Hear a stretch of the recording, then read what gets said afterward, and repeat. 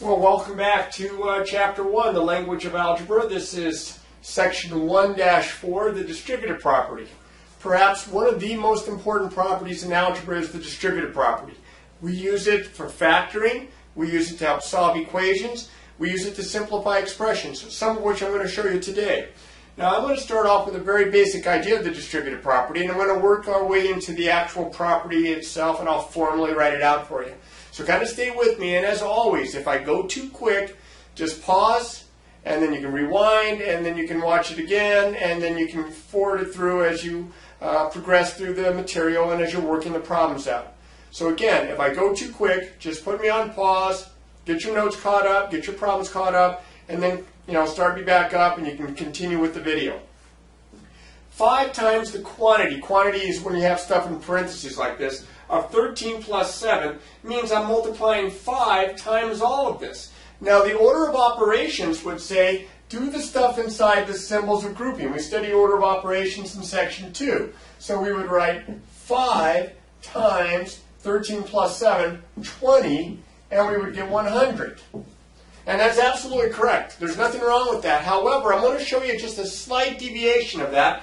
I'm going to take the 5 and I'm going to multiply it times the 20, but in parts. I'm going to multiply the 5 times the 13 and the 5 times the 7. This is where it gets its name. I'm distributing the 5 over the sum. I'm multiplying times the 13 and the 7.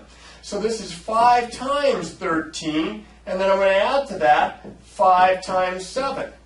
Now, if I go ahead and do the arithmetic here, again using order of operations, I would get 65 plus 35, which is 100, the same exact answer.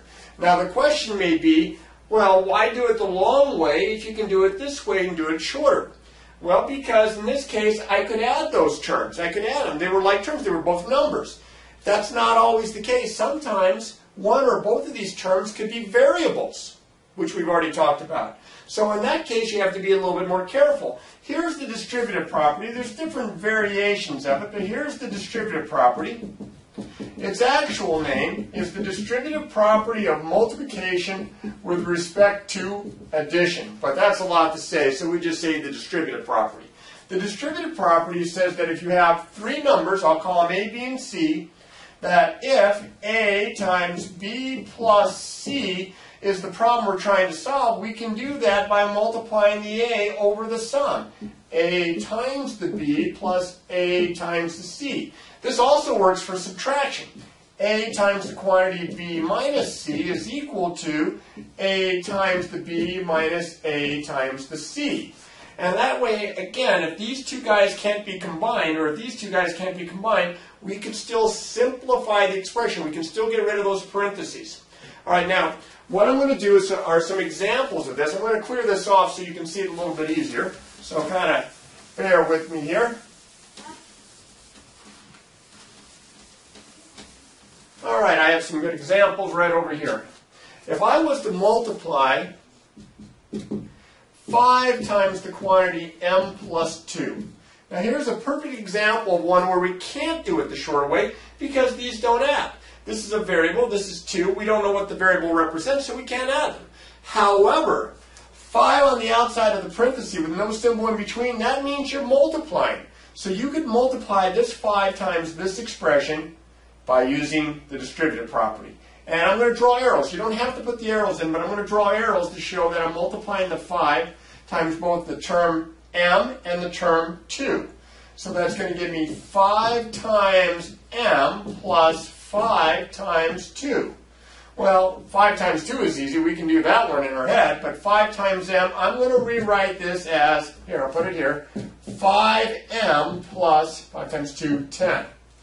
And in algebra, that's considered a simpler expression than this. This has parentheses, this one doesn't. Now again, you can't add these because this term has a variable and this term doesn't. That's as simple as it gets. We'll try another one, only I'll try to be a little trickier this time. I'm going to put the number not in front, but I'm going to put it on the end. I'm going to write this. The quantity 2x minus 3 times 7. And I also put a subtraction in here, but that shouldn't be a big worry. Don't worry if the 7 is in the back as compared to being in the front. 99% of the time it will be written out in front. But I'm still going to multiply the 7 times both terms inside the parentheses. They cannot be subtracted as is. 7 times the 2x, well, we know 7 times 2 is 14x, minus 7 times 3 is 21. And that's as far as it goes. You cannot combine those. That's as simple as it gets. Here's another one, very much like it.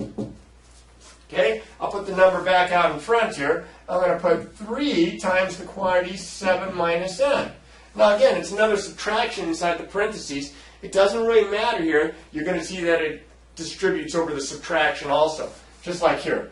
3 times the 7, that's 21. And 3 times the n, now that's a minus, so minus 3 times the n is just 3n. And again, that's as far as it goes. That's not 18. That's 21 minus 3n. Okay? Now, I've used the term before, but these are terms. Terms are what you add or subtract. These are terms right here. These are terms right here. I'm going to give you a formal definition. A term is a number, a variable, or, let me underline that here, or the product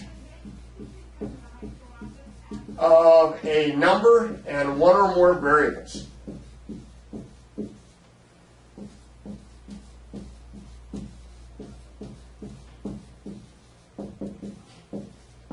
Okay, it's a number, like 10. It's a variable, like n. Or it's a product of a number and one or more variables, like this one right here. That's a term right here. That's a term right there. Terms are added or subtracted together. And if you look at, let's say, this term right here. We're going to take this guy. We're going to look just right at him. So again, I'm going to clear this out. So we have a little bit of space.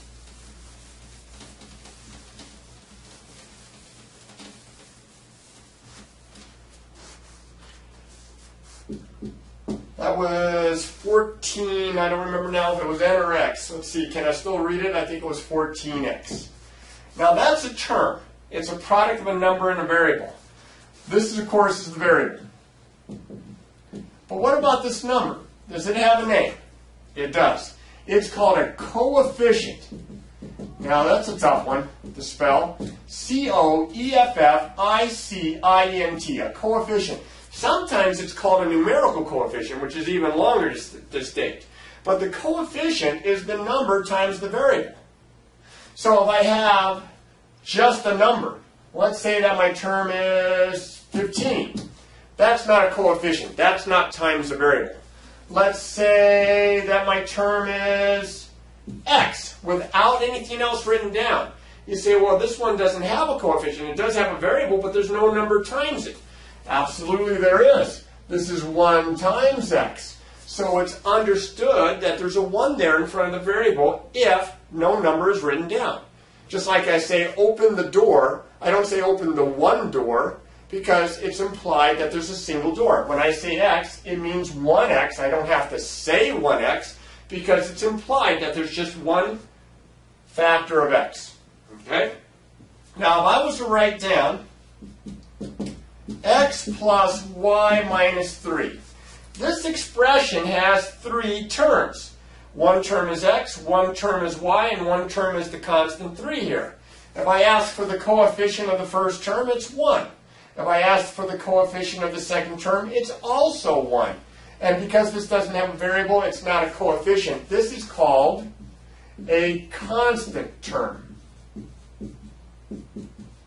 I know it looks like a number, and it is a number, and it should be a coefficient of some type, but it's not because it doesn't, it's not multiplied times a variable. All right, now the big deal about all this term stuff and coefficients and variables is that when you are adding and subtracting terms, they have to be the same kind of terms. Just like when we add and subtract fractions, we have to have common denominators before we do that. When we add and subtract terms, they have to have the same variable. They have to be what we call similar terms, or sometimes we call them like terms. For example, if I was to write down 2x plus 3y plus 5 plus 4y, This expression has 1, 2, 3, 4 terms. And with these 4 terms, I'm looking at them, this is a constant term because there's no variable. These 2 terms right here, I'm going to underline them, have the same variable. These are considered like terms or similar terms. I'm going to define that for you in just a second. These 2 can be combined. And I'm going to show you how using, you got it, the distributive property. So all of this is going to kind of come together here in just about 2 minutes. All right, so far so good? Now, unfortunately, every 2 minutes I also have to clear the board. So I'm going to clear the board one more time.